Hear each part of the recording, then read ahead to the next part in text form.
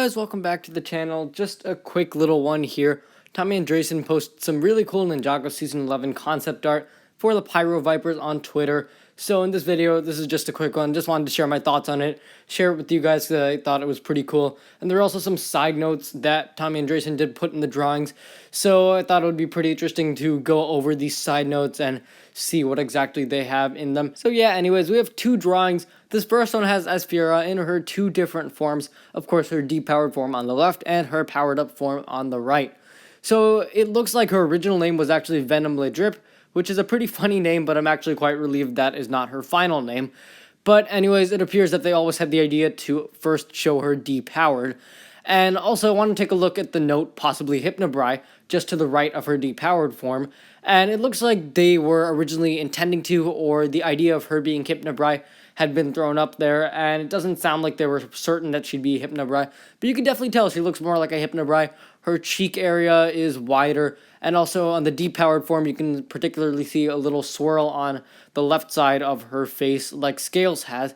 So yeah, you can definitely tell that there's some inspiration from the Hypnobrai in this drawing. Also, the scales going down her torso, the yellow scales, like the Hypnobrai have, and she looks a bit more bluish gray as she appears in episode 5 of season 11.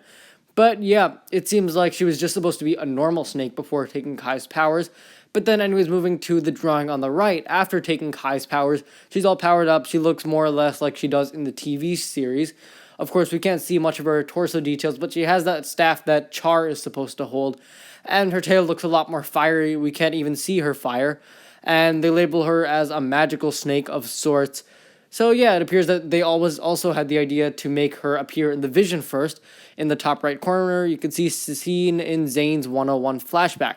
And also another thing to note is that they're using the actual episode numbers that continue from the original seasons. And so they call episode 5 episode 105.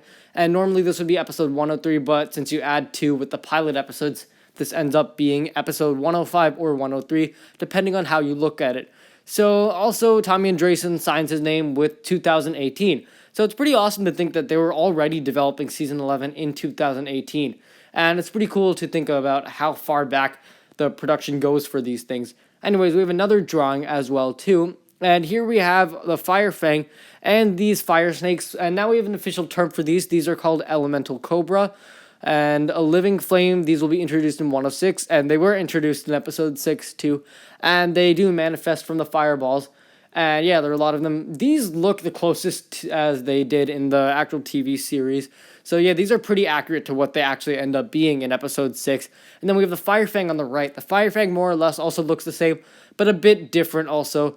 And yeah, so it says Fire Fang appears in Zane's flashback from 101. I don't believe that the Fire Fang appeared in the very first flashback, but it later appears in the flashback from episode 4 and will be conjured up by Venom in I can't read this, 1110-ish. I'm not entirely sure what that's supposed to say. And then below it says we're looking into introducing it in 105, and it is introduced in 105. Physical/elemental, and there won't be any other big mummy cobras like this, just the elemental cobras. Anyway, so that's all for this little video. Hope you enjoyed this. I thought it would be kind of cool to take a look at the concept art. It is pretty cool, and it's always fun to learn more about this behind-the-scenes stuff. Anyways, on another note, San Diego Comic-Con is coming up. I believe it starts on July 18th and goes until July 22nd. I don't know which day the Ninjago panel is on, but of course we'll be covering any news that is released from the San Diego Comic-Con. And this year it does not happen right in the middle of my vacation, so that works out better for me. Thanks for watching, guys. If you enjoyed, be sure to leave a like, subscribe, share with anyone ever you know, and let me know what you think of this concept art. Once again, thanks for watching, and I will see you next time.